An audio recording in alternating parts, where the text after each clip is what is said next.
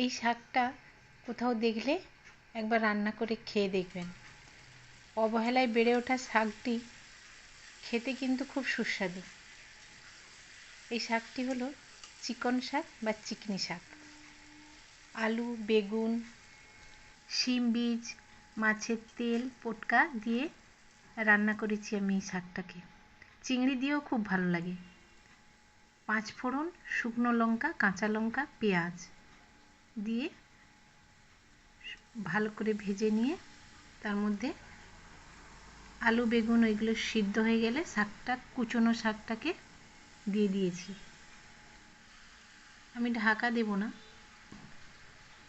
একটু ভালোভাবে নাড়াচাড়া করে তেল ছেড়ে ছেড়ে যাওয়া অবধি শাকটাকে রান্না করে নিতে হবে। এটা খেতে কিন্তু খুবই সুন্দর লাগে। খুব অবহেলায় বেড়ে ওঠে গ্রামের মাঠে ঘাটে, কিন্তু খেতে দারুণ লাগে। একবার খেয়ে দেখবেন। এই শাকটা বিভিন্ন জায়গায় হয়তো বিভিন্ন নামে পরিচিত, কিন্তু আমি এই নামেই চিনি। আপনারা বলবেন কে কী নামে চেনেন এই শাকটাকে। একবার খেয়ে দেখবেন।